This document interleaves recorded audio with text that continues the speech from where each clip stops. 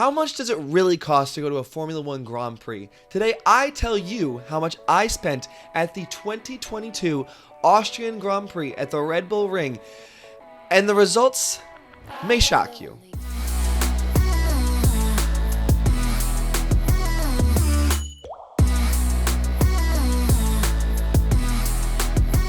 Hello everyone, welcome back to episode 2 of my newest series, How Much Does It Cost to Go to a Formula One Grand Prix? And today we're talking about Austria. Now real quick, before we get into it, if you have not watched episode 1, it'll be linked up here. Go check it out afterward. It was about Silverstone, which was very expensive, spoiler alert. But if you like this series, if you want to see more content like this, please leave a like, subscribe, hit that bell, and if there's a specific race that you want to hear about, then add to the comments, and who knows, maybe I'll go if I haven't gone there already. So, if you missed episode 1 of this video, let me quick break down what we're going to do.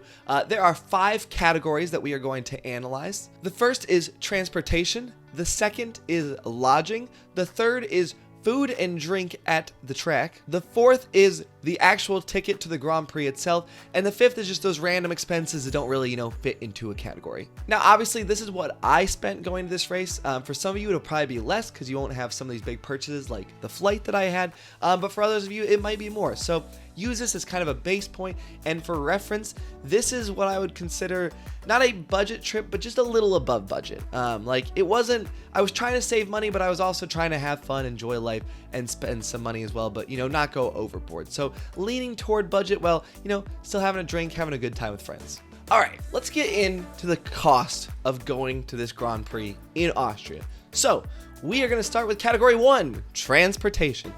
Now, for me, this is going to be a little funky because there's 3 parts to the transportation for me. There was a main flight to Europe, there was a train that I had to take, and there was an Uber that I had to take. So let's quick break that down. I took a flight from LA to London because I was going to Silverstone before I went to Austria. So for all sakes, I did a little research. A flight to Vienna, Austria is pretty similar to a flight to London if you get around at the same time. So we're going to say for that flight, we're just going to use my flight to London as a reference and say about $750 for a flight from LA to London. So that's what I spent on my flight from LA to Vienna. Again, it's not going to be 100% accurate, but it's going to be pretty close. Now, the second cost was a train ticket. Now, I took a train from Vienna to a friend's house that was about 2 hours from Spielberg, and that train ticket was $12.56. If you're going all the way to Spielberg, it'd probably be a little bit more, but honestly, trains in Europe are not that expensive, so I wouldn't expect it to be that much, especially because I took the train back from Spielberg to Vienna, and it was about $15. Now, the final part of the transportation cost was an Uber that I took from where I was staying overnight in Vienna to the airport, which was $26.50. Now for me, I could have taken the train, but it was about a $10 saving to take the train, and the Uber was running earlier in the morning, whereas the trains, when they started running, it would have gotten me to the airport a little too close to when my flight left, so I decided to spend the extra money. Completely worth it, and it was really not that expensive, honestly, for an Uber. Now, the second category was lodging, and it breaks into 2 parts. 1, the camping at the track, and 2, an Airbnb in Vienna after the race, which you could technically avoid. You don't need it. But honestly, if you're in Vienna, spend the night, enjoy the city. It's a really cool city, some great food, some great vibes. Check it out and then fly out the next day. It's completely worth the cost. Now, here's how that breaks down. Camping in Austria, if I remember correctly, was about $100 for those 4 days. I think we got there on Thursday and then we left on Monday. So pretty comparable, honestly, to Silverstone. I was impressed. It made me think a little better about the Silverstone camping prices, honestly. And then my Airbnb in Vienna was $66. I could have maybe found something a little cheaper, but I wanted something kind of close to the city so I could walk around and see things. And it was a cool Airbnb. It was just like a little apartment off the side of the road. A pain to find, so weird to find. Took me forever, and I thought I wasn't having anywhere to stay, but honestly worth the $66 and not that much. Now, on the camping side of things, if you want to go to a Grand Prix and there's camping available, that will generally be the least expensive option for lodging. Obviously, there's other options in the area like Airbnbs and hotels and things like that. But especially at Austria, if you look at a map of where the track is, Spielberg is about like 10-15 minutes away. There's not a lot of roads to the racetrack, so the traffic can probably get pretty crazy if you have to drive in and out. So I would recommend staying on or really close to the track so you can walk and you don't need to drive anywhere, because I think it would just be a little too excessive. And camping in Austria was stunning. The views were beautiful. Silverstone was cool, but oh my god, the camping in Austria was just magical views of the Austrian landscapes everywhere, and I freaking loved it. And it was about a 5-7 minute walk from our actual camp site to the gate, so not bad at all. Now, a quick note about camping. If you're flying into a Grand Prix like I did for Silverstone and Austria, if you're camping, please remember that you need things to use for camping. So it's great to go with friends, because then you can borrow stuff. That's what I did, so I didn't have to fly with, like a sleeping bag and a tent and all these things. Now, if all you're doing is going straight from, the airport to the track and then back to the airport, you could honestly bring a checked bag, probably put a tent in there, get a sleeping bag, and figure it all out.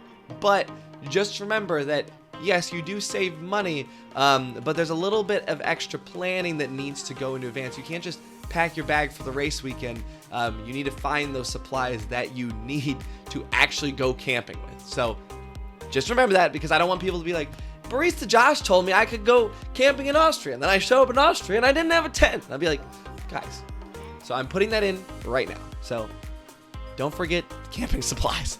That would be bad. Now, the third cost was the ticket to the Grand Prix, which included my general admission ticket and then a pit walk ticket. Now, big asterisk here.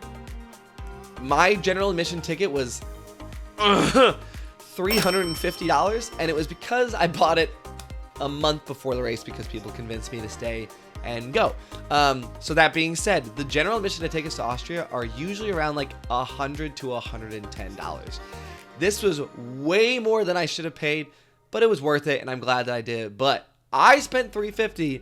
You, if you do planning right, will not spend $350 on a general admission ticket to Austria. And the other part of that was the pit walk, which is about $20. Completely worth it. Super fun, even though it rained our entire pit walk, which was fun, and very cold. It was very cold, honestly. A quick note on the Austria ticket. I get a lot of questions about the tracks that I've gone to. How is general admission at the track? Let me tell you, Austria is one of the best. They have really big GA sections that you specifically can go to, depending on like what your ticket says.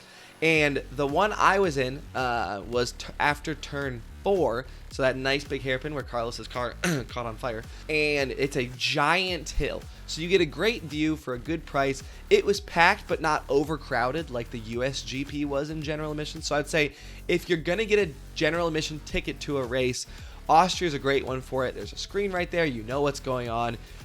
Good seating. Obviously, if it's sunny and hot, you're gonna get sunburned like I did, but it's a great choice. Now, the fourth category is the food and drink at the track. And let me tell you, this is a perfect example of how you can save money by bringing in food, because we brought in food to the track. I think combined, we spent maybe about $20 between all of us. Or not between all of us, sorry. We spent $20 each of us, around that. I could be mistaken, but I think that was about right. And we got food, so we basically cooked a lot of our meals, so breakfast, and dinners, and then we didn't really have to buy a lot of food at the track. So because of that, we spent, and I added to my calculations, I just added $20 on to just make sure that I wasn't missing anything. We spent $81. Let me say that again, $81 on food and drink at the track. That's insane. If you don't know how insane that is, go check out the Silverstone video and look at how much I spent for the weekend, because let me tell you, it was about triple that cost. I will say partly what helped with this is that we did bring alcohol to the track, or not to the track, sorry. We brought alcohol to our campsite, but what really helped is the great group of Dutch men that was across from us at a campsite that we bonded with over the weekend and became besties with, and were really fun to hang out with, and gave us a beer so often. Like, I drank so much of their beer for free, and they were so generous. And I'm very grateful to them because I spent a lot less money because of them, honestly, which was good. All right, the fifth and final category is just the other category, so random things. This is pretty quick. It accounts for a SIM card if you need one. So for me, that was about $30 for the SIM card. And groceries in Austria when I was there, which was about $15 for that night of groceries. Rather than going out to a restaurant in Vienna, I wanted to stay in and have a chill night because I was exhausted after 2 weeks of being in F1 races. So I went, bought some bread, cheese, sausage, a bottle of wine, and ate it inside and watched Stranger Things, honestly. And it was a great choice. I'm very grateful I did it. So you can obviously keep your costs minimal by buying groceries, or you could go out. But those were kind of the extra category things that just didn't, quite fit into anything specific. All right, now real quick as always, just a quick breakdown of how you can specifically save money at the Austrian Grand Prix. I did a similar segment in the Silverstone video, so what I'll probably do actually is make a full video on how to save money at a Grand Prix and go on a budget, but just some quick tips for Austria specifically. One, food and drink are way cheaper in Austria than they were at Silverstone. For example, in Austria, if I wanted a beer at the track, it was about $4.50, and obviously at that point there was no conversion for me because it was 450 euros, which was equal to the dollar at that point, which was great. If I wanted a beer in Silverstone at the track, it was going to be about $8. So after everything adding on, it was going to be about $10 with the conversion, which was crazy. So I could, for the price of one beer in Silverstone, I could get two in Austria. So drinks were a lot cheaper, food was a lot cheaper. So overall, like in Austria, you can still have a good time, go to like those little party things that are around the track, buy a beer, have fun, buy some food if you don't want to pack in a meal for every single meal, and you won't break the bank for it. The second way to save money, obviously, point in case right here, buy your ticket in advance, buy it early. I spent an extra $240 because I bought my ticket late. Now for me, that was unavoidable, but if you know you're going, buy your ticket early. One, because it might sell out, and two, because you will save a lot of money doing it. Now, the final tip I have, and this is less on saving money and just for the race itself, go with friends. One, because it just makes it more fun, like any Grand Prix, but it'll probably make it easier for you to find cheap places to stay if you can't camp. One of my friends, Femke, a few people, they stayed at an Airbnb that was about an hour outside of the track.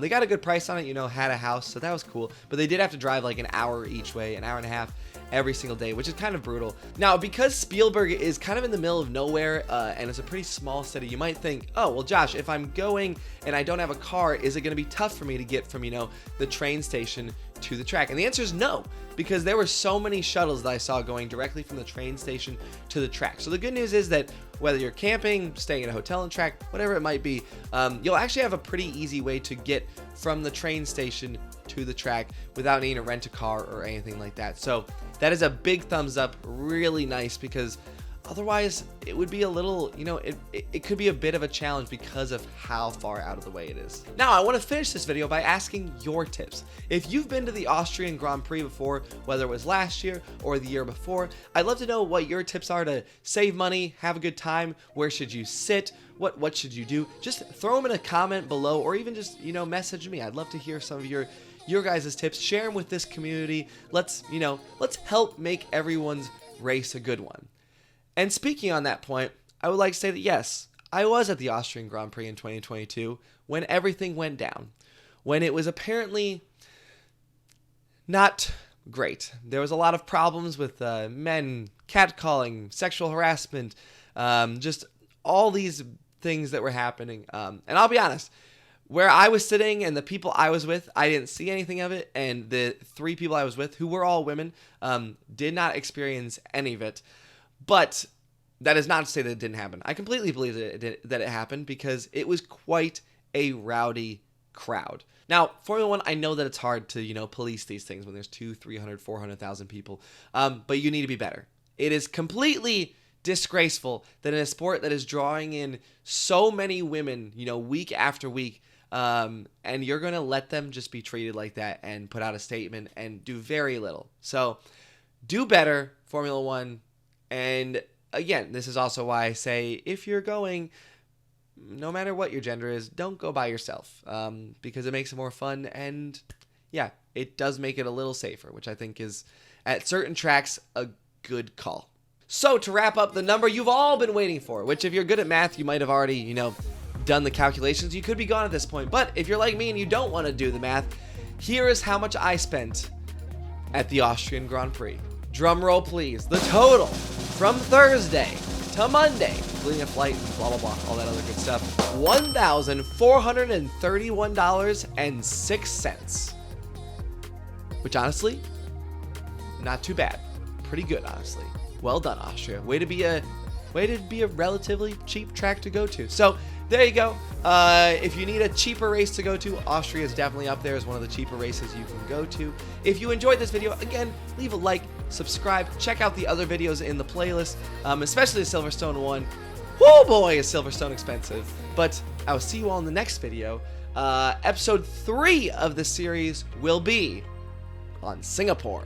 I genuinely have no idea how much I spent at Singapore, so stay tuned for that. It's going to be a really interesting video, and it'll be in this playlist and on this channel, so click that bell so you make sure you are notified when the next video drops. Anyways, thank you all so much, and I will see you in the next video. Bye. Super nice, nice, super, super nice, nice, nice, super nice, nice, super, super nice. New friends! Hey! English.